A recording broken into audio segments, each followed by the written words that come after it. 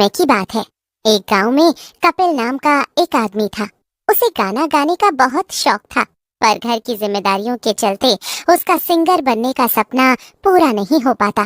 तो वो अपना सपना अपने बेटे के जरिए पूरा करना चाहता था। मेरा बेटा अब सिंगर बनने वाला है। देखना कितने कॉन्सर्ट होंगे तेरे, हर जगह तू ही छाने वाला है। पापा, ये बस आपकी मेहनत का फल है। मनु, मैंने कहा था ना, जिस दिन तू सिंगर बनेगा तेरे बर्थडे पर ऐसा गिफ्ट दूंगा जो तूने सोचा भी नहीं होगा। बस वो दिन आ गया अब। ऐसा क्या दे रहे हैं पापा? मैं तुझे तेरे बर्थडे पर जिप्सी दूंगा, जिससे जब तू गाना गाने जाएगा तो लोग सोचेंगे तू कितना अमीर है और लोग तेरे फैन हो जाएंगे। सच पापा, सच में आप मुझे मेरे बर्थडे पर जिप्सी गिफ्ट करोगे? हाँ बेटा, ये सच है। तभी वहाँ कपिल की बीवी सोना आ जाती है। अरे वाह, क्या बात है, आज बाप बेटे में बहुत प्यार आ रहा है। बड़ी बड़ी बातें हो रही हैं। क्या बात है? कुछ नहीं, मेरे और मेरे बेटे की सीक्रेट बात है। जब वो हो जाएगा तब तुम खुद ही देख लेना। क्यों मनु? जी पापा। अच्छा ये सब छोड़ो, चलो अब खाना खा लो। मेरे पास और भी बहुत काम है, तुम सबकी तरह खाली नहीं बैठी हूँ मैं। इसके बाद तीनों खाना जाने अदरक का स्वाद, जिस दिन उसका बर्थडे आएगा देख लेना तुम दोनों। दोनों हंसते हंसते वहाँ से चले जाते हैं, लेकिन उनके दिमाग में कपिल की बातें घूमती रहती हैं। अरे मिठू, कहीं वो सच तो नहीं बोल रहा? अगर ऐसा हुआ तो गांव का सबसे अमीर व्यक्ति बन जाएगा। बात तो सही है, एक तो उसका बेटा मनु सिंगर बनने वाला है और अब वो जिप्सी भी ले रहा है। हमें उसे सबक सिखाना पड़ेगा जिससे वो अपनी औकात ना भूले, वरना हम लोगों को गांव में कौन पूछेगा? सब उसकी ही वाहवाही करेंगे। हाँ, सही कह रहे हो दोस्त, गांव में सब उसे ही पूछते हैं जिसके पास पैसा हो या हैसियत। हमारी कितनी बदनामी होगी कि 3 दोस्तों में से एक कितना आगे निकल गया और हम दोनों वहीं के वहीं। फिर वो दोनों एक प्लान बनाते हैं। अगले ही हफ्ते मनु का बर्थडे आ जाता है। कपिल जिप्सी लेकर घर जा रहा होता है अपने बेटे को गिफ्ट देने। हो मैं निकला गड्डी लेकर, हो हो हो हो हो हो हो हो हो हो मैं निकला गड्डी लेकर, और रास्ते पर और सड़क में एक मोड़ आया, मैं उथे दिल छोड़ आया। वो रास्ते से जा ही रहा होता है कि उसके सामने एक तेज रफ्तार से ट्रक वाला उसकी गाड़ी को ठोक देता है। कपिल की वहीं मृत्यु हो जाती है। ट्रक वाला वहाँ से भाग जाता है और कपिल भूत बन जाता है। रुको, तुम नहीं बचोगे धोखेबाज, तुमने मेरे साथ बहुत गलत किया। मैं तुम्हें छोड़ूंगा नहीं। जैसा तुमने मेरे साथ करा है वैसे ही तुम्हारे साथ मैं अब इससे भी बुरा करूंगा। फिर वो एकाएक बहुत भावुक हो जाता है और सोचने लगता है, मैं कितना खुश था कि मेरा बेटा गायक बनने वाला है, उसका जन्मदिन भी आने वाला है। मैंने कितने प्यार से ये जिप्सी ली थी कि उसे उसके बर्थडे पर गिफ्ट करूंगा। इस जन्मदिन पर उसे ये सौंप देता तो वो ये देखकर बहुत खुश होता, लेकिन मेरी किस्मत को कुछ और ही मंजूर था। मुझे मार क्यों दिया? मैंने तुम्हारा क्या बिगाड़ा था जो मुझे मार दिया? अब मैं तेरे हत्यारों को भी नहीं छोड़ूंगा।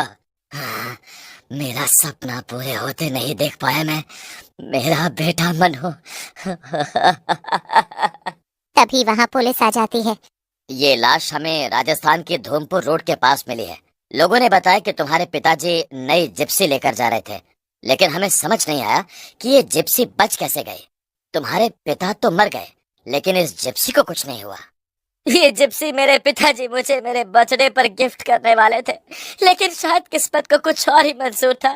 क्या मैं ये जिप्सी ले सकता हूँ? हाँ, इसे। सुबह का समय था। बेटा, मुझे यकीन है तुम्हारे पापा कहीं न कहीं हमारे पास ही है, वो हमें देख रहे हैं बेटा। कपिल का भूत वहीं खड़ा ये सब देख रहा था और उनकी बातें सुनकर बहुत दुखी था। कुछ दिन निकल जाते हैं। अब रात को जब सब सो जाते थे तो भूतिया करना पड़ेगा, कहीं ये सच में कपिल तो नहीं है जो हमें डराना चाहता हो। कल रात में खुद जाकर देखूंगा, डर कर रहना अब नहीं होगा। फिर रात के समय मिट्ठू और सलीम झाड़ियों के पीछे छिप जाते हैं। सामने से एक जिप्सी अपने आप चलती दिखती है बिना ड्राइवर के। तभी जिप्सी की हेडलाइट चमकती है। धीरे धीरे जिप्सी रुकती है। धुएं जैसी आकृति बाहर निकलती है और एक डरावनी आवाज आती है। कौन है मेरे रास्ते में? जो भी मेरा रास्ता रोकेगा वो कभी लौटकर वापस नहीं आएगा।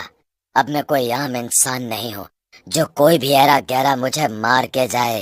ये नजारा देखकर सलीम डर के मारे भाग जाता है, पर मिट्ठू वहीं खड़ा रह जाता है। भूतिया कपिल उसे देखकर बहुत गुस्से में आ जाता है और भूतिया जिप्सी वाला मिट्ठू को अपनी जिप्सी से टक्कर मार देता है और वो वहीं पर मर जाता है। अगली सुबह पूरे गांव में मिट्ठू की उसी में अंधे होकर हमसे ये पाप हो गया। अब मुझे माफ कर दो। माफी से अब कुछ नहीं होगा। कपिल की आत्मा रो रही है। उसे मुक्ति तभी मिलेगी जब उसका अंतिम सपना पूरा होगा। गांव में एक संगीत प्रतियोगिता की घोषणा होती है। मनु उसमें भाग लेने का फैसला करता है। बेटा, क्या तुम तैयार हो? ये तुम्हारे पापा का सपना था। प्रतियोगिता के दिन मनु जयपुर जाने के लिए बस पकड़ने ही वाला होता है, लेकिन रास्ते में बस खराब हो जाती है। तभी जिप्सी अपने आप स्टार्ट हो जाती है और वो मनु के सामने आकर रुकती है। हाँ, मनु, ये तो पापा की जिप्सी है ना? मनु हिम्मत करके जिप्सी में बैठता है। गाड़ी अपने आप चलने लगती है। रास्ते भर मनु अपने पापा की आवाज महसूस करता है, गाने की, हंसी की। ऐसा करते करते मनु वहां पहुंच जाता है। मनु का नाम अनाउंस होता है और वो मंच पर आता है। मनु मंच पर आता है, आंखें बंद करता है और वही गाना शुरू करता है। लोग भावुक हो जाते हैं। अंतिम लाइन पर वो रुक कर कहता है, ये गाना मेरे पापा के लिए है, जिन्होंने ये जिप्सी मेरे लिए खरीदी थी। आज भी उनका साथ मुझे महसूस होता है। अचानक वहां बैठे लोगों को मंच पर एक धुंधली आकृति मुस्कुराती हुई दिखती है, कपिल की आत्मा, और फिर वो धुएं में विलीन हो जाती है। गांव में उसी रात कपिल की आवाज हवा में गूंजती है। मेरा सपना पूरा हुआ, अब मैं चला हमेशा के लिए। कुछ दिन बाद पुलिस को एक गुमनाम चिट्ठी मिलती है, जिसमें सलीम और मिट्ठू का जुर्म कबूल किया गया होता है। गांव में सलीम गिरफ्तार हो जाता है। इधर अब मनु एक मशहूर गायक बन चुका था। वो वही गाना फिर से गाता है और आकाश में कहीं कपिल की